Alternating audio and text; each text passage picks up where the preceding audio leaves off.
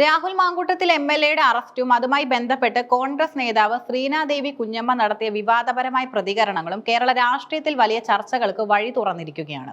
ബലാത്സംഗം, ഗർഭചിത്രം തുടങ്ങിയ അതീവ ഗൗരവകരമായ ആരോപണങ്ങൾ നേരിടുന്ന ഒരു ജനപ്രതിനിധിയെ പിന്തുണച്ചുകൊണ്ട് സ്വന്തം പാർട്ടിയിലെ തന്നെ ഒരു വനിതാ നേതാവ് രംഗത്തെത്തിയത് രാഷ്ട്രീയ നിരീക്ഷകർക്കിടയിൽ പല വിധത്തിലുള്ള വ്യാഖ്യാനങ്ങൾക്ക് കാരണമായിട്ടുമുണ്ട്. കേരള രാഷ്ട്രീയത്തിൽ യുവ നേതാക്കൾക്കിടയിൽ ഏറ്റവും ശ്രദ്ധേയനായ മുഖങ്ങളിൽ ഒന്നാണ് രാഹുൽ മാങ്കൂട്ടത്തിൽ. എന്നാൽ സമീപകാലത്ത് ഉയർന്നു വന്ന ബലാത്സംഗ ആരോപണങ്ങളും അതിനെ തുടർന്നുണ്ടായ അറസ്റ്റും അദ്ദേഹത്തിന്റെ രാഷ്ട്രീയ ജീവിതത്തെ കടുത്ത പ്രതിസന്ധിയിലാക്കിയിരിക്കുകയാണ്. മൂന്നാമത്തെ പീഡന കേസിലാണ് പോലീസ് ഇപ്പോൾ നാടകീയമായ നീക്കങ്ങളിലൂടെ അദ്ദേഹത്തെ കസ്റ്റഡിയിൽ എടുത്തിരിക്കുന്നത്. ഈ വിഷയത്തിൽ പത്തനംതിട്ട ജില്ലാ പഞ്ചായത്ത് അംഗവും കോൺഗ്രസ് നേതാവുമായ ശ്രീനാദേവി കുഞ്ഞമ്മ നടത്തിയ പ്രതികരണങ്ങൾ കേസിലെ രാഷ്ട്രീയ മാനങ്ങളെ കൂടുതൽ സങ്കീർണമാക്കുന്നു.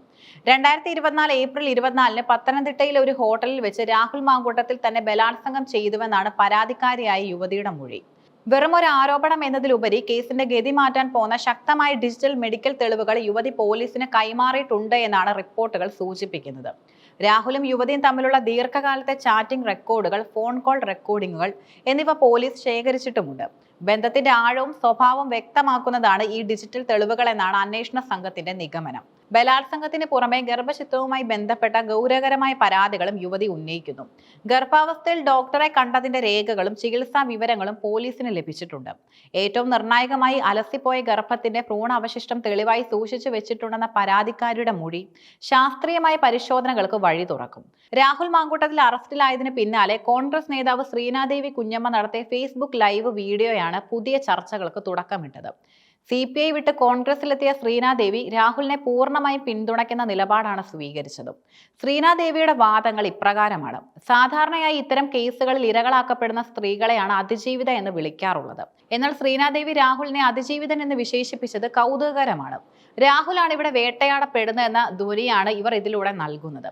പീഡനം നടന്നുവെന്ന് പറയുന്ന സംഭവത്തിന് ശേഷവും പരാതിക്കാരിക്ക് ഫ്ളാറ്റ് വാങ്ങി നൽകിയതും വില കൂടിയ സമ്മാനങ്ങൾ നൽകിയതും സംശയാസ്പദമാണെന്ന് അവർ ആരോപിക്കുന്നു.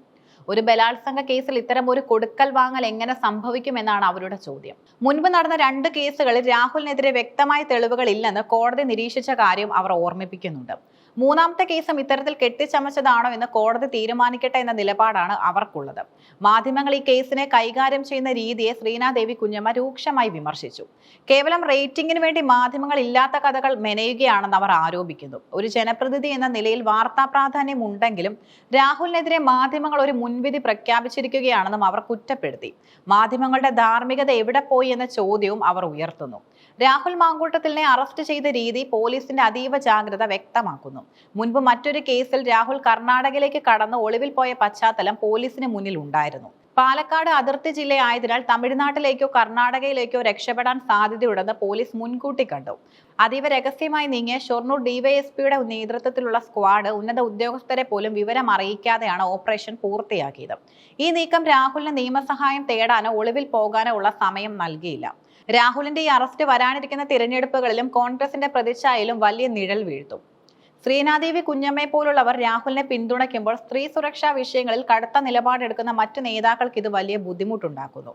വിവാഹിതയായ വ്യക്തികൾ ബന്ധങ്ങളുടെ മൂല്യം അറിഞ്ഞു ജീവിക്കണമെന്ന ശ്രീനാദേവിയുടെ പരാമർശം കേസിന് ഒരു വ്യക്തിപരമായ ബന്ധത്തിന്റെ തകർച്ചയായി കാണാനുള്ള ശ്രമത്തിന്റെ ഭാഗമാണ്. യുവതി നൽകിയ ഡിജിറ്റൽ തെളിവുകൾ ഫോറൻസിക് പരിശോധനയ്ക്ക് വിധേയമാക്കേണ്ടതുണ്ട്. ഭ്രൂണാവശിഷ്ടം ഉണ്ടെന്ന മൊഴി ശാസ്ത്രീയമായി തെളിയിക്കപ്പെട്ടാൽ അത് രാഹുലിന് വലിയ തിരിച്ചടിയാകും. എന്നാൽ ബലാത്സംഗം എന്ന ആരോപണത്തെ ഉഭയസമ്മതപ്രകാരമുള്ള ബന്ധമായി കോടതിയിൽ വാദിക്കാനായിരിക്കും പ്രതിഭാഗം ശ്രമിക്കുക. പരാതിക്കാരിക്ക് ലഭിച്ച സാമ്പത്തിക നേട്ടങ്ങൾ ഇതിന് തെളിവായി അവർ നിരത്തിയേക്കാം. രാഹുൽ മാങ്കൂട്ടത്തിൽ എന്ന യുവ നേതാവിന്റെ രാഷ്ട്രീയ ഭാവി ഇപ്പോൾ കോടതിയുടെ കൈകളിലാണ്. ആരോപണങ്ങൾ സത്യമാണോ അതോ രാഷ്ട്രീയ പ്രേരിതമാണോ എന്നത് നിയമപരമായ അന്വേഷണത്തിലൂടെ പുറത്തു വരേണ്ടതുണ്ട്. എങ്കിലും ശ്രീനാദേവി കുഞ്ഞമ്മയെ പോലുള്ള സഹപ്രവർത്തകരുടെ പിന്തുണ രാഹുലിന് മാനസികമായ കരുത്ത് പകരുന്നുണ്ടാകാം. സത്യം എത്ര മൂടി വെച്ചാലും നീതിപീഠത്തിന് മുന്നിൽ അത് വെളിപ്പെടുമെന്ന പ്രതീക്ഷയിലാണ് കേരളം.